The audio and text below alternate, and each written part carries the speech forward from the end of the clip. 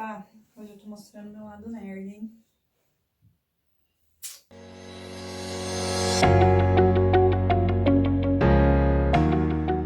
Olá, tudo bem? Hoje, o assunto de hoje é um assunto que eu gosto muito, mas que é um pouquinho polêmico na minha área. Hoje eu vou falar de Body Positive. É um movimento que foi criado em 1967 que defende a visão positiva sobre o seu corpo. O que isso quer dizer? Que, independente da sua forma, você pode ter uma visão positiva sobre ele. Esse movimento começou a ganhar cada vez mais força. Em 1996, esse movimento ganhou um movimento maior do The Body Positive, lá nos Estados Unidos. E aí, ele veio ganhando força, até que ele ganhou de fato a força nas redes sociais em 2015. É um movimento que questiona muito os padrões de beleza e o impacto disso na sua saúde mental. Movimento que muitas vezes as pessoas acham que eles só falam sobre gordos, né? E no fato das pessoas serem gordas. Mas na verdade, esse é um movimento que leva em consideração formatos de corpo e não só as pessoas estarem felizes sendo gordas ou não. Ele leva em consideração pessoas com qualquer tipo de deformidade ou doença, né? Não ter uma perna, ter alguma deformidade relativa a uma doença de pele, ou mesmo algum câncer, alguma coisa que essa pessoa tenha. E também leva em consideração, também trouxe, em discussão, a questão das cores de pele.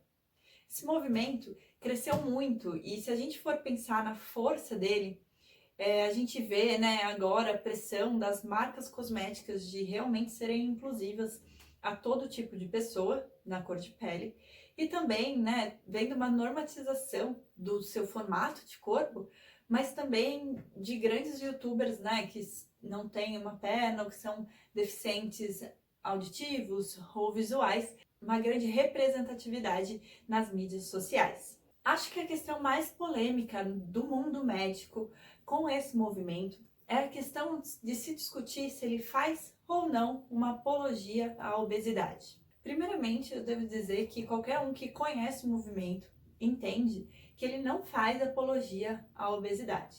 Na verdade, ele é um movimento que defende que ser saudável não tem relação com a forma do seu corpo, e sim com hábitos saudáveis. Então, até como médica do esporte, eu acho que o movimento faz um ótimo trabalho em dizer o que é saúde. Como médica, o que eu posso dizer sobre o movimento? Importante dizer que, apesar de existir muitas entidades médicas e outras coisas dizendo que a normatização da obesidade e sobrepeso está trazendo malefícios à saúde, isso nunca foi associado de fato ao movimento Body Positive. Ele, na verdade, esquecem muito essas pessoas que dizem sobre isso, de se questionar sobre todos os outros movimentos que também estão associados ao aumento da obesidade e sobrepeso na população geral.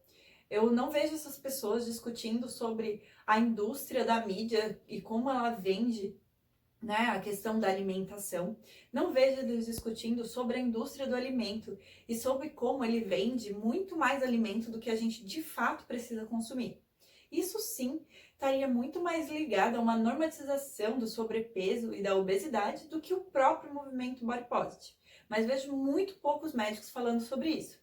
Claro que tem sim médicos que falam sobre isso, mas não é a grande maioria. A gente vê em pesquisas recentes o quanto o fator estresse pode estar ligado à má qualidade da saúde das pessoas. E isso, de ter que sofrer uma pressão estética, com certeza faz um impacto muito grande no estresse dessas pessoas. Vê, que o fato das pessoas não acharem roupas, não acharem assentos, isso aumenta muito a questão da ansiedade, da depressão nesse grupo de pessoas. O que faz com que aumente o estresse, o que não é bom para a saúde. Então, será que o movimento Body Positive, de fato, não faz bem para a saúde?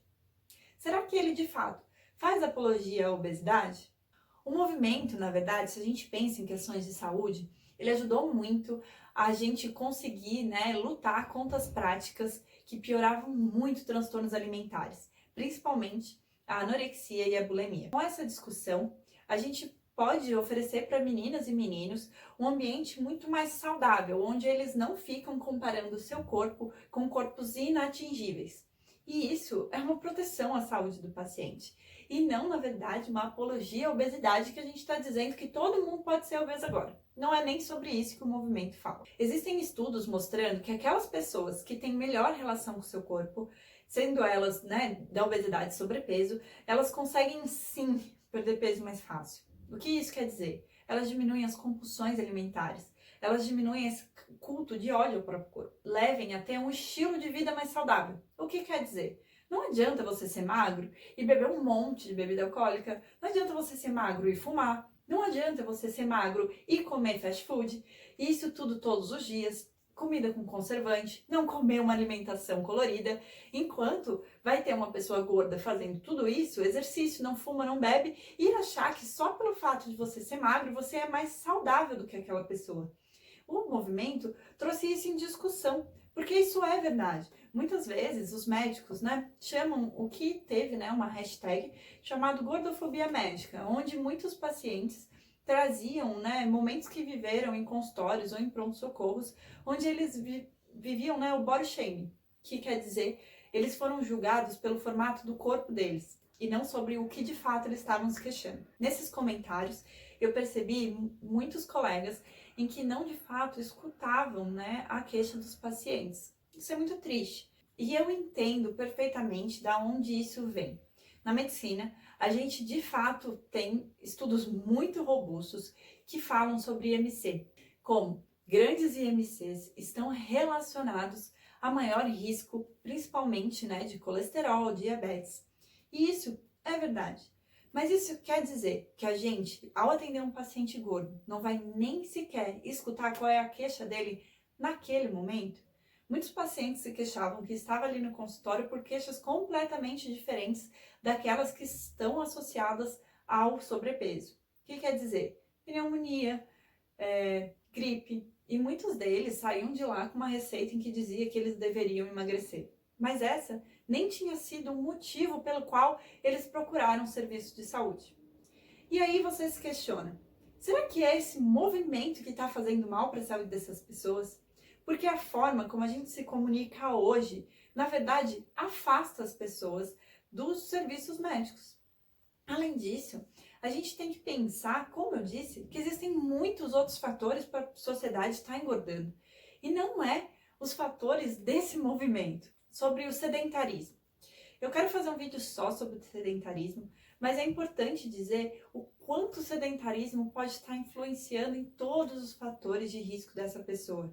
E que muitos médicos sequer citam sobre isso e falam somente sobre a perda de peso. E outra coisa importante, que eu também, né, vou debulhar bem mais num vídeo sobre sedentarismo, é sobre a associação insistente das pessoas com o exercício e emagrecimento. É muito comum que eles falam que fazem exercício para emagrecer, fazer exercício para comer. E tudo isso está muito errado. Num vídeo de nutrição comportamental, que eu vou fazer mais pra frente, e também em vídeos sobre exercício intuitivo e sobre sedentarismo, como essa associação do exercício com o emagrecimento, além de estar errada, ela também afasta muitas pessoas que ficam completamente desmotivadas da prática do exercício por não estar perdendo peso. É muito comum que a primeira pergunta que a pessoa faz pra gente, quando a gente vai, né, orientar sobre exercício físico mas ele emagrece? Bom, eu vou falar sobre isso em outro vídeo. Mas isso de fato não é um papel do exercício e não deveria ser a primeira dúvida das pessoas sobre as modalidades dos exercícios. Outra coisa importante é que muitos estudos, infelizmente, levam em consideração somente o IMC. Por ser médica do esporte, a gente vê que o IMC muitas vezes, em alguns grupos de pessoas, podem ser uma medida um pouco fraca. Quer dizer, o IMC por si só não pode estar dizendo exatamente o risco daquelas pessoas. Mas é uma maneira de triagem populacional. Mas isso não pode ser uma regra. Quer dizer, eu não posso simplesmente pegar meu IMC, calcular, fechar um valor absoluto ali do peso e fazer uma luta incessante para chegar àquele peso. Isso também pode fazer muito mal para a sua saúde. Outro problema muito comum no consultório, e isso infelizmente é muito triste, a gente vê tanto cônjuges quanto os pais falando muito sobre a forma dos seus parceiros ou filhos.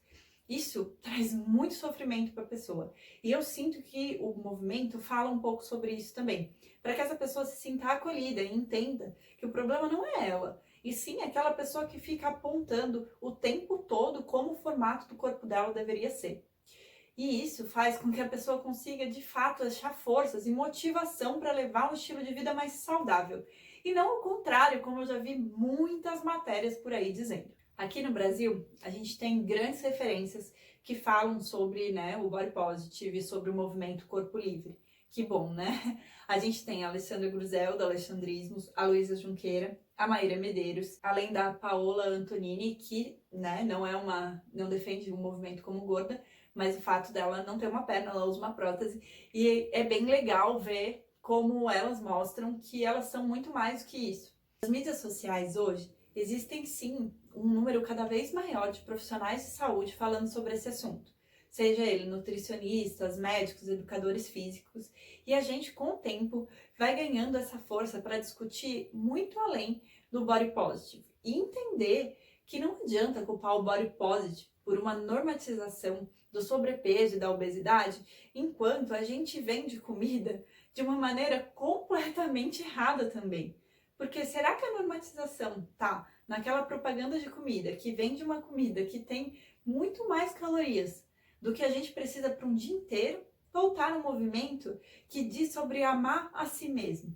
A publicidade funciona sobre alimentos e até, né, a questão do vegetarianismo e do veganismo, como eles têm levantado essa discussão sobre a quantidade de comida que a gente produz.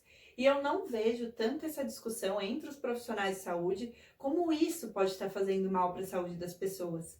Não que as pessoas tenham que virar vegetarianas e veganas, mas, né, pensar nisso também como um pilar dessa discussão. Que como médica, eu quis trazer aqui um pouquinho do que eu penso sobre essa discussão sobre o body positive. Eu entendo completamente quando, como médicos, muitas vezes nós temos que recomendar que o paciente perca peso, mas eu não vejo de maneira nenhuma no body positive um movimento que me atrapalhe a tratar a saúde dos meus pacientes. Muito pelo contrário, eu vejo nele um movimento que me ajuda com que essa pessoa continue motivada, com que ela veja os problemas de saúde onde eles realmente estão e não só no formato do corpo delas.